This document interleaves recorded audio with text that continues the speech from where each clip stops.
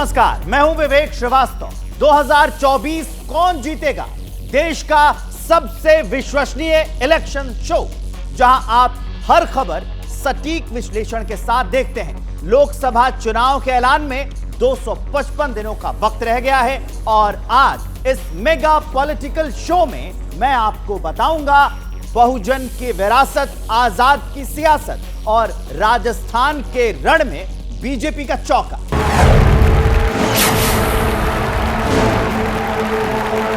28 जून को सहारनपुर के देवबंद में आजाद समाज पार्टी के प्रमुख चंद्रशेखर पर हमला हुआ था। गोली लगने के बाद वो घायल भी हुए थे। चंद्रशेखर ने एबीपी न्यूज को अपना पहला इंटरव्यू दिया, जिसमें उन्होंने बीएसपी प्रमुख मायावती की तुलना अपनी मां से की। चंद्रशेखर के इस इंटरव्यू के बाद यूपी की सियासत में खलबली मची हुई है और सवाल एक ही पूछा जा रहा है कि क्या चंद्रशेखर बहुजन की विरासत को संभालने जा रहे हैं। बहुजन की विरासत और आजाद की सियासत पर एक सुपर एक्सक्लूसिव रिपोर्ट दी।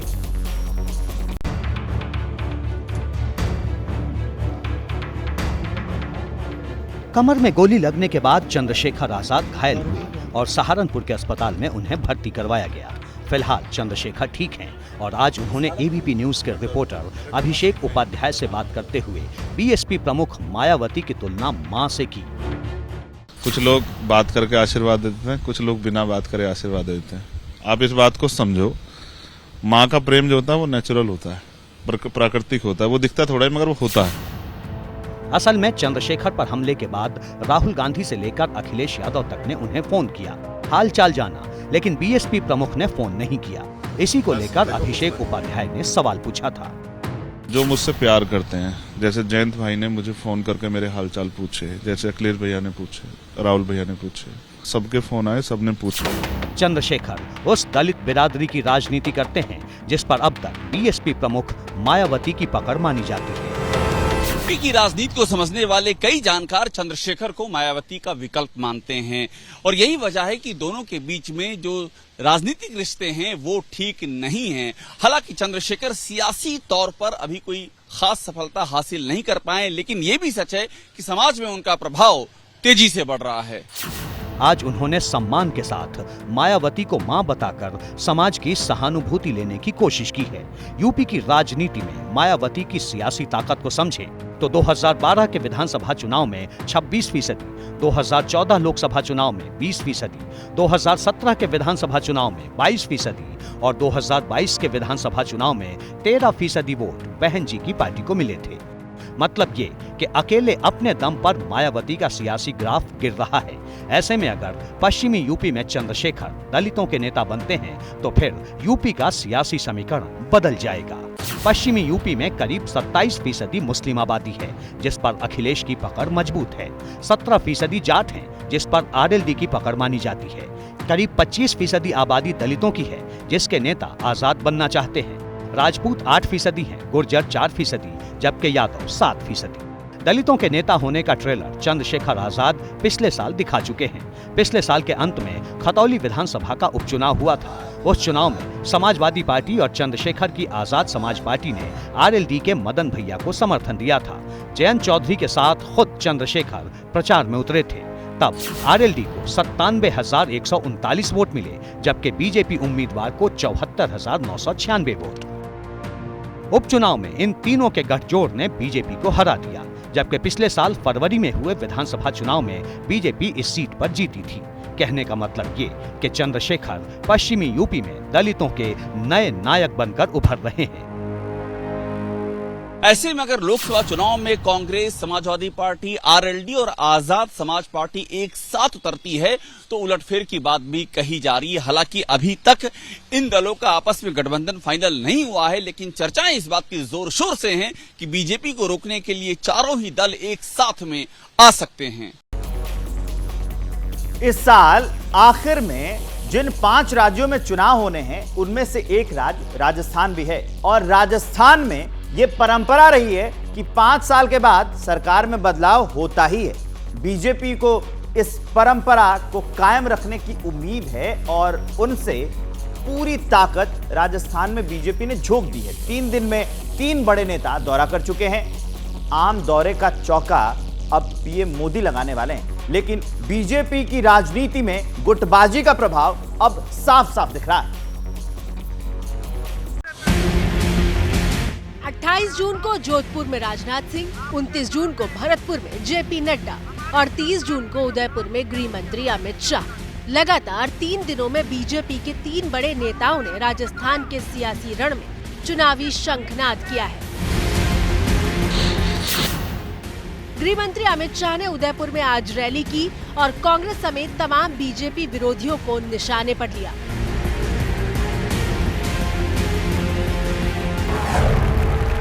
इनके मन में अपने बेटे का भविष्य है।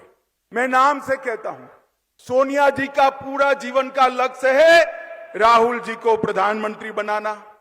लालू जी का लक्ष्य है अपने बेटे तेजस्वी को प्रधानमंत्री बनाना।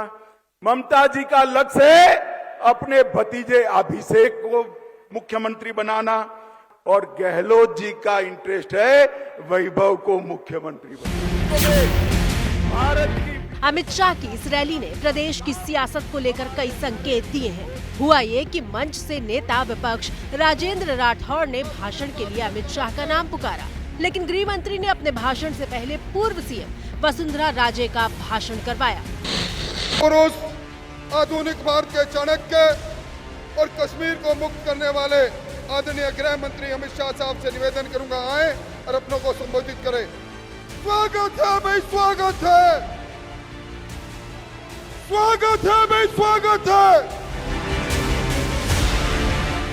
माननीय गृह मंत्री जी अपनी बात कहे इससे पहले हमारी भूतपूर्व और अभूतपूर्व मुख्यमंत्री आदरणीय वसुंधरा जी से कहूंगा कि वो संबोधित करें। मंच पर हुई इस घटना से 2 चीजें साफ हो गई। एक तो ये कि प्रदेश बीजेपी में गुटबाजी चरम पर है, इससे इनकार नहीं किया जा सकता, और दूसरा ये कि वसुंधरा राजे को नाराज करके नेतृत्व चलने का जोखिम नहीं लेना चाहता। असल में राजस्थान बीजेपी में कई गुट बने हुए हैं और इसी गुटबाजी की वजह से नेतृत्व परेशान है। 28 जून को तो जोधपुर में राजनाथ सिंह के मंच पर वसुंधरा राजे के समर्थक को भाषण देने से दूसरे गुट के लोगों ने रोक लगा दी थी। अब मेरा निवेदन रहेगा,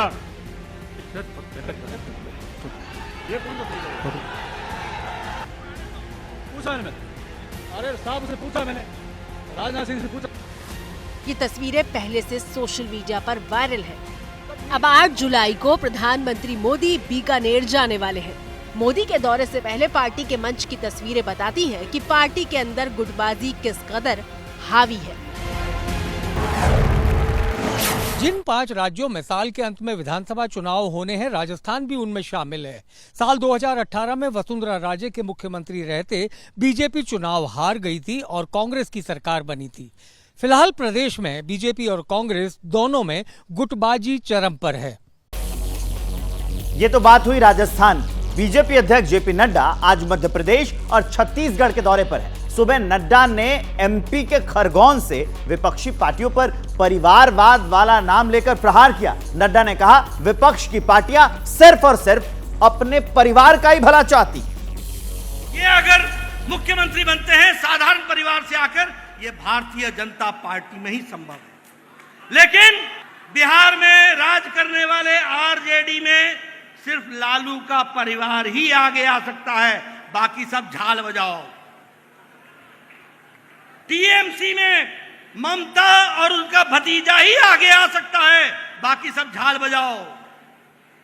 समाजवादी पार्टी में अखिलेश और डिंपल पति पत्नी, चाचे को भी नहीं रखा, यही सिर्फ रह सकते हैं, बाकी सब झाल बजाओ।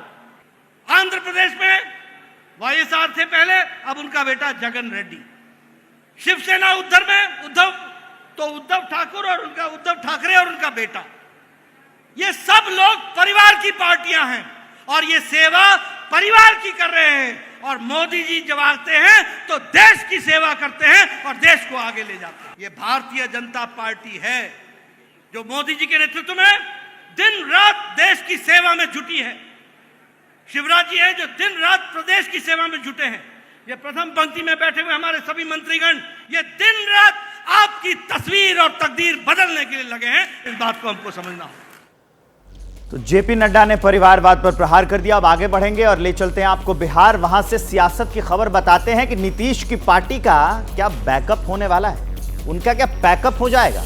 पटना से दिल्ली तक आज सुबह यह खबर बहुत गर्म है। असल में नीतीश कुमार ने अपनी पार्टी के विधायकों को घर पर बारी बारी से मिलने को बुलाया है। चर्चा हो रही है कि नीतीश आरजेडी में विलय को लेकर विधायकों का मन अभी टटोल रहे हैं। हालांकि जेडीयू ने और जो उनके विधायक हैं इस पर वो इस खबर का खंडन कर रहे हैं।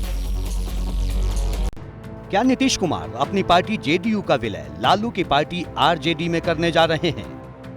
बिहार के सियासी गलियारों में इस बात की चर्चा तेज हो गई है और इसकी वजह है नीतीश कुमार का अपनी पार्टी के विधायकों के साथ 1-to-1 मीटिंग करना।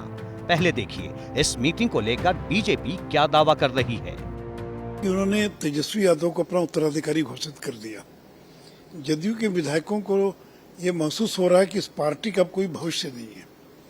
2024 के बाद जदयू का कुछ अता पता नहीं रहेगा। पता नहीं पार्टी का मर्जर हो जाएगा, क्या होगा। नीतीश कुमार ने तेजस्वी को उत्तराधिकारी घोषित कर दिया। तो एक अनिश्चितता की स्थिति है, लोग अंधकार में भविष्य देख रहे हैं। बीजेपी का दावा है कि नीतीश कुमार विद्रोह से बचने के लिए विधायकों से मिल रहे हैं। इस दावे को लेकर हमने नीतीश से मिलने वाले विधायकों से संपर्क किया। रामविलास कामत पिपरा के विधायक हैं जो नीतीश से मिलकर बाहर आए हैं। कैमरे पर कह रहे हैं कि विलय को लेकर कोई बात नहीं हुई है। केवल क्षेत्र से संबंधित, विकास से संबंधित बातों पर चर्चा हुई है और हम लोगों को एक सलाह दिया गया है कि क्षेत्र में आप लोग जो है सो जनसंपर्क में रहिए, लोगों से मिलिए और अपना काम कीजिए। हिलसा के जेडीयू विधायक कृष्ण मुरारी भी नीतीश से मिले हैं। माननीय मुख्यमंत्री जी ने यही कहा कि हम लोग एकजुट रहें और पार्टी जो काम कर रही है उसको आगे बढ़ते रहना चाहिए। कहीं कोई परेशानी है तो फिर हमको बताइए। मतलब कैमरे पर कोई भी विधायक विलय के बारे में नहीं कह रहा। अब सवाल ये है कि फिर विलय की बात हो क्यों रही है। बीजेपी बौखलाई हुई है, उनको पता है कि 24 में उनकी सत्ता जाने वाली है। इसीलिए बीजेपी के लोग हर चीज में कह रहे हैं विलय होगा, वो मुख्यमंत्री बनेगा, वो प्रधानमंत्री अरे क्या होगा। जेडीयू का विलय बीजेपी में तो नहीं ना होगा। समाजवादी अंश भी है, वंश भी है।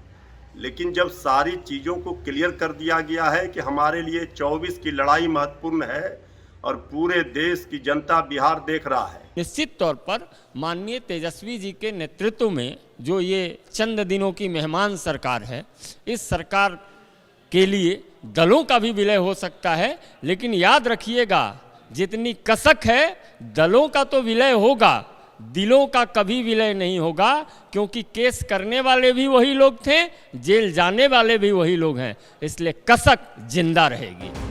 एबीपी न्यूज को जो जानकारी मिली है उसके मुताबिक आज नीतीश कुमार ने 14 विधायकों और विधान पार्षदों से मुलाकात की और ये सिलसिला अभी जारी रहेगा। अब इस मुलाकात के पीछे की सच्चाई क्या है, इसके खुलासे का सबको इंतजार है।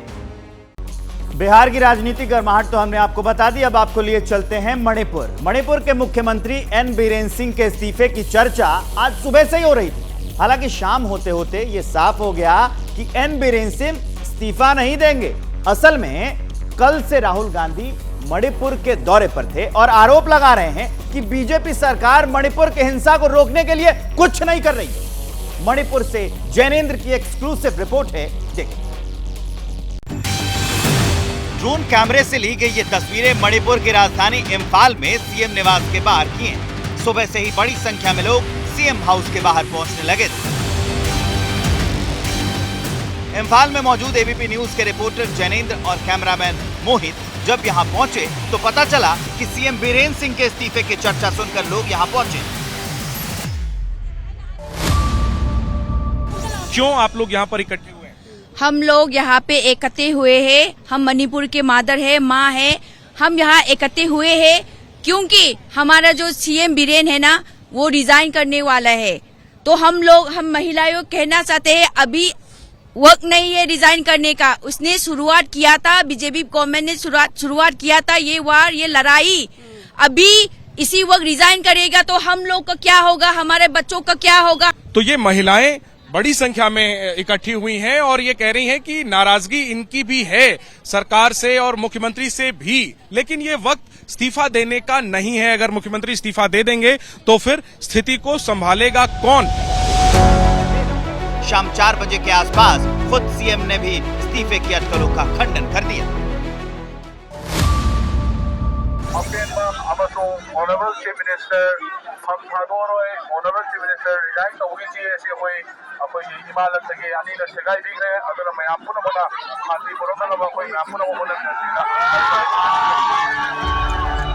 कांग्रेस के पूर्व अध्यक्ष राहुल गांधी कल 2 दिनों के दौरे पर मणिपुर पहुंचे थे।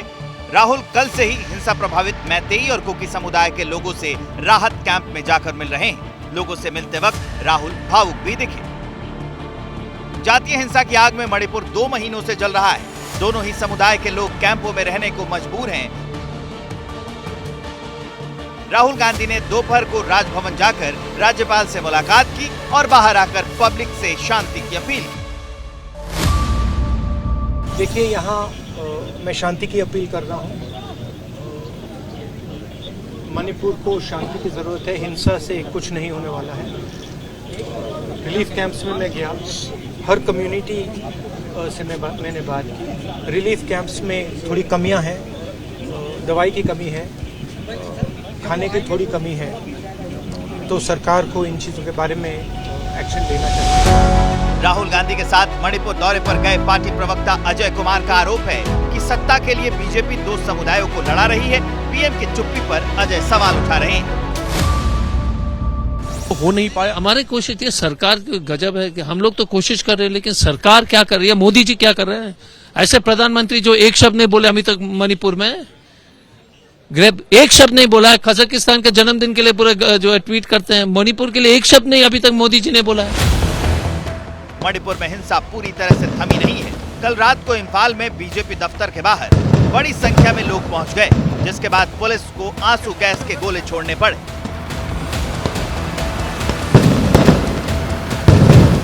ऐसा लग रहा है मानो पटाखे फूट रहे हैं, लेकिन असल में पुलिस भीड़ को तितर-बितर करने के लिए आंसू गैस के गोले छोड़ रही थी। ऐसे माहौल के बीच एबीपी न्यूज के रिपोर्टर जैनेंद्र कल शाम को इम्फाल के आइडियल गर्ल्स कॉलेज पहुंचे थे, जो इन दिनों राहत कैंप बना हुआ है। सैकड़ों की संख्या में लोग परिवार के साथ यहाँ गुजारा कर रहे हैं।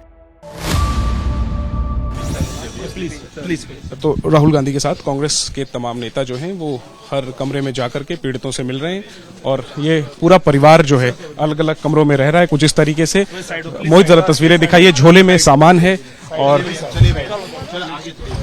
जान बचा करके ये लोग पहुंचे हुए हैं और राहुल गांधी एक एक कमरे में जाकर के मिल रहे हैं पीड़ितों से। कुछ इस तरीके से पूरा परिवार एक कमरे में सिमटा हुआ है और एक कमरे में कई परिवार रह रहे हैं। आप 2 महीने से रह रहे हैं? हाँ, 2 महीने से। घर आपका क्या? घर रूम सब जला दे, कैसे मोरे में जाएगा हम। फिलहाल राहुल गांधी के दौरे को लेकर राजनीति भी हो रही है। बीजेपी आरोप लगा रही है कि सियासी फायदे के लिए राहुल ऐसा कर रहे हैं।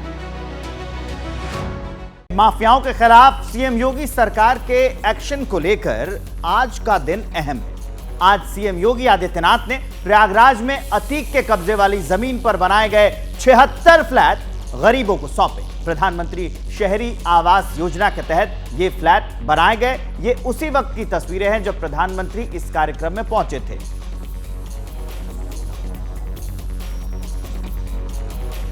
तो और जानिए दिल्ली से एक बड़ी खबर। अध्यादेश की प्रतियां जलाने का आम आदमी पार्टी का 3 जुलाई का प्रस्तावित कार्यक्रम अब रद्द हो गया है। सीएम अरविंद केजरीवाल पार्टी मुख्यालय में साथी नेताओं के साथ अध्यादेश की प्रतियां जलाने वाले थे, लेकिन अब मामला सुप्रीम कोर्ट में है, इसलिए कार्यक्रम रद्द कर दिया गया है। अब यह कार्यक्रम नहीं होगा। मामला पहुंच गया सुप्रीम कोर्ट। 3 जुलाई को जो कार्यक्रम रखा गया था, जो प्रस्तावित कार्यक्रम था, वो रद्द कर दिया गया है आम आदमी पार्टी का। जैसे ही घड़ी का काटा दोपहर 2:30 पे आए, बबीता जी का दिल सास बहू साजिश के लिए मचल जाए। और ये है इनकी बहू, पूरे दिन ऑफिस की टेंशन हो जाए गॉन जब ये करें अपना फेवरेट शो फ्री टाइम पे ऑन। इनकी तरह आप भी देखिए अपना फेवरेट शो अपने टाइम पर और डाउनलोड कीजिए एबीपी लाइव ऐप अपने स्मार्ट टीवी पर।